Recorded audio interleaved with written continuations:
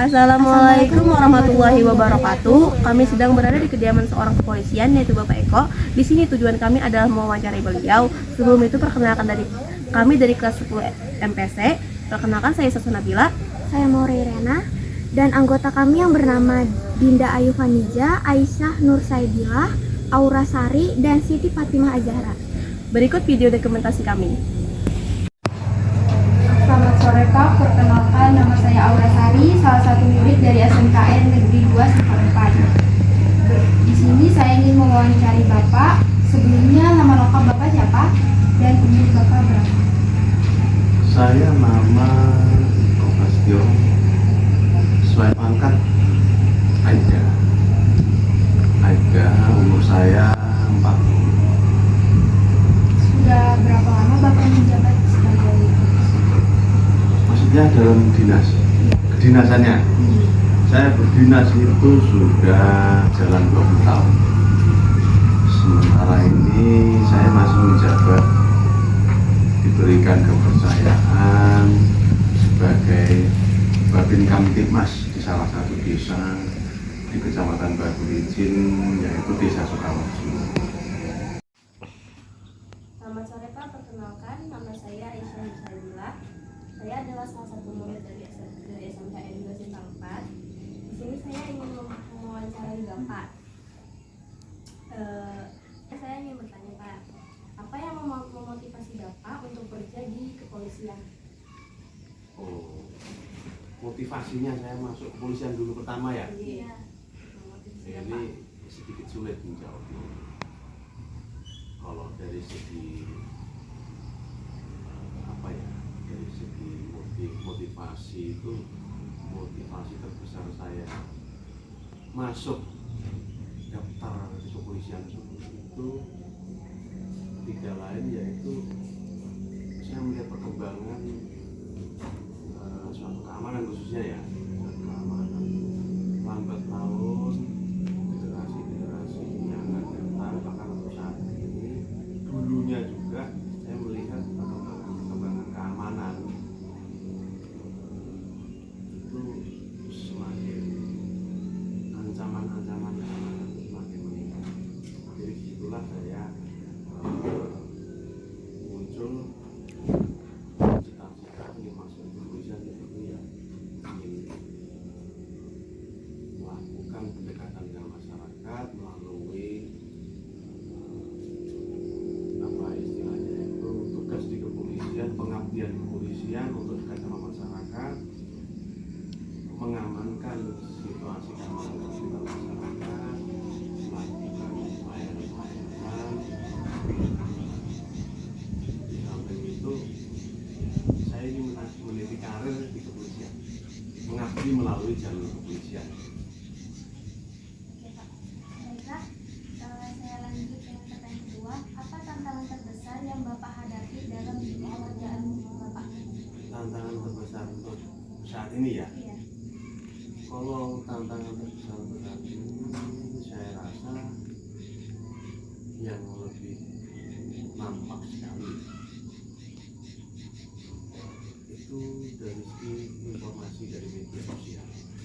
Tantangan terbesar yang dihadapi kepolisian saat ini, saya rasa itu begitu cepat media sosial itu dari para cyber itu mempull-up berita-berita baik itu tentang kepolisian, perkembangan situasi keamanan saat ini, ancaman-ancaman, semuanya itu menyerangnya itu melalui media sosial. Nah, jadi disitulah kepolisian dituntut untuk profesional menguasai khususnya di IT. Ya, bagaimana Bapak melihat pergaulan anak muda zaman sekarang? Tanggapan Bapak tentang pergaulan anak muda zaman sekarang.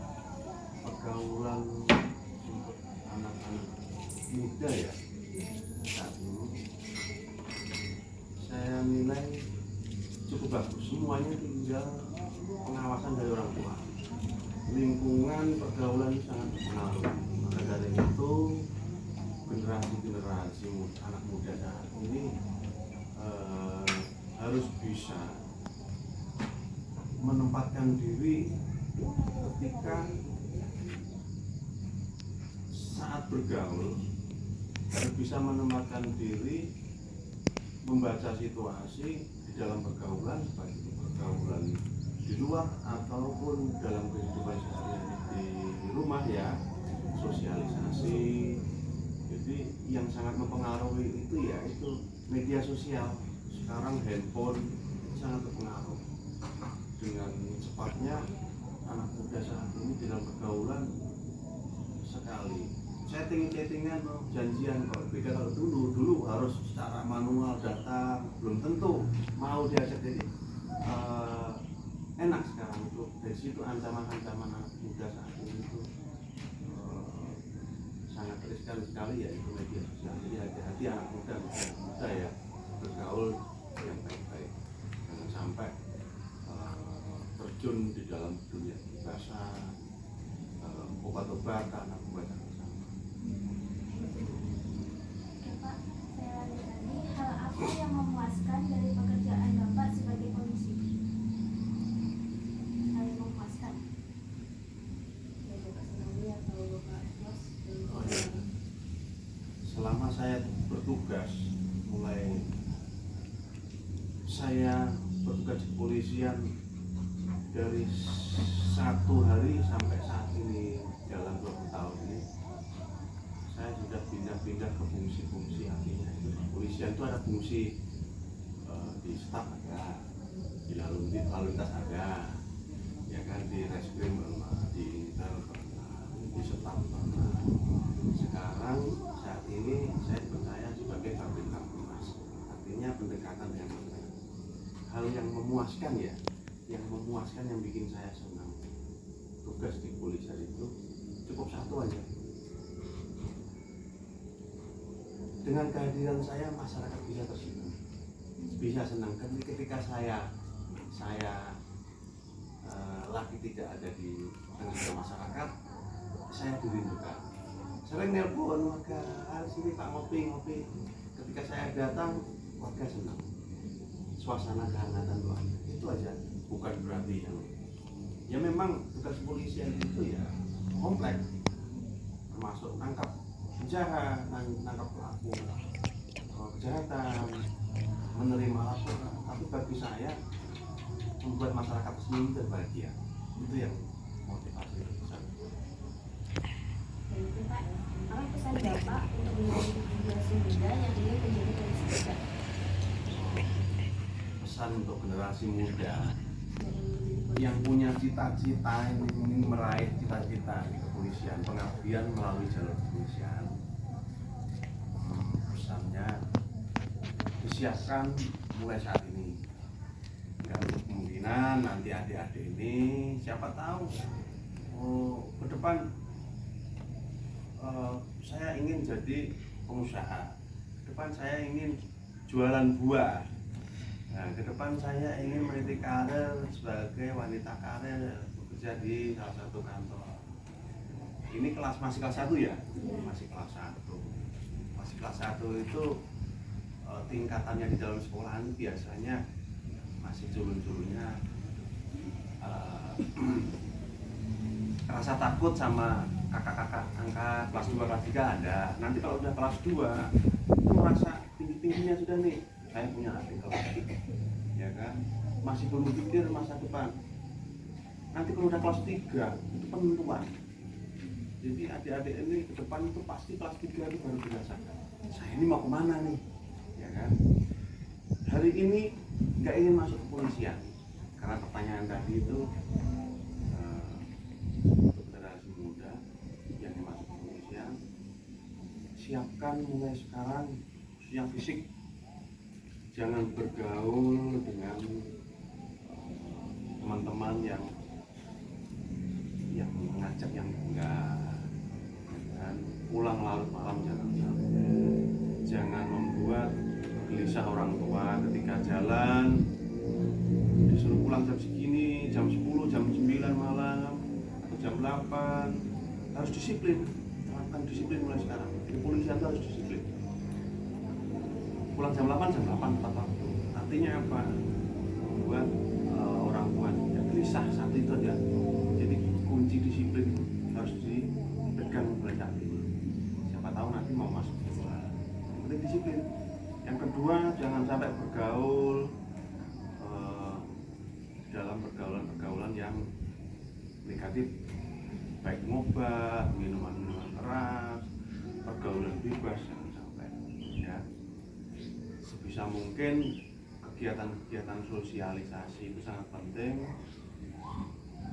Tujuannya tidak lain yaitu supaya tidak kuper, supaya menyerap informasi dari luar, informasi terbaru, ya kan? Belajar, karena di dalam kepolisian itu pendaftaran ada tes psikologi, tes akademik itu ada, harus belajar, bukan berarti secara jasmani aja.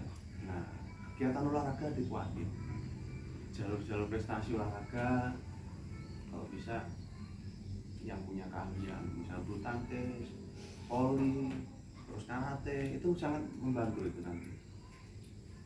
Jangan sampai nanti mager istilahnya, malas gerak, itu enggak bagus untuk generasi muda. Ya, itu aja. Baiklah Pak, saya lanjut lagi dengan pertanyaan selanjutnya. Apa kesan Bapak untuk generasi muda? Kesannya, Pesan.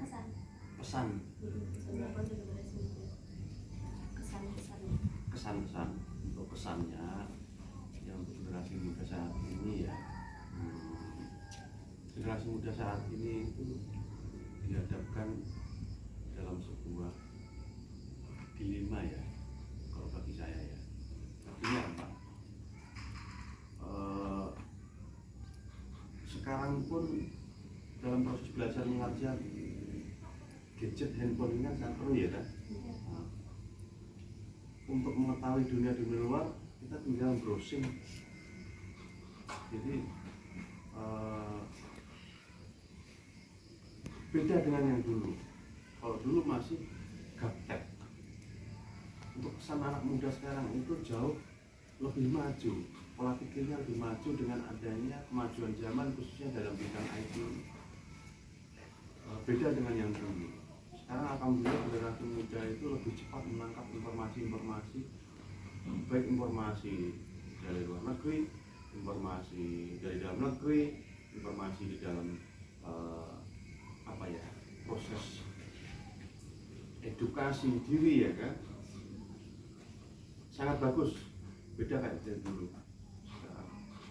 Itu yang jelas lebih pola pikirnya itu, mindsetnya itu lebih maju ke depan. Untuk pesannya itu tadi, kemajuan sebuah negara saat ini ada di pundak-pundak sampai-sampai ini. Apalagi saat ini pasar bebas sudah masuk, impor dari Cina sudah masuk. Nah, sampai dari sekolah menengah kejuruan, ya kan? Dituntut harus bisa ke depan memberikan sebuah karya untuk bangsa. Siapa tahu kayak contohnya mobil SMK dulu, terus banyak IT kemajuan dalam bidang revolusi industri. Jadi belajarlah mulai sekarang, jangan sampai malas-malasan. Apalagi adik-adik saat ini kan sekolahnya di sekolah menengah kejuruan. Jadi setelah sekolah, siap nggak siap harus punya ilmu dan diaplikasikan. Jangan cuma teori di dalam kelas. Ya, itu aja. Itulah video presentasi dari kami. Semoga yang dapat disampaikan dari Bapak Eko dapat menjadi pembelajaran baru bagi kita. Sekian, terima kasih. Wassalamualaikum Warahmatullahi wabarakatuh.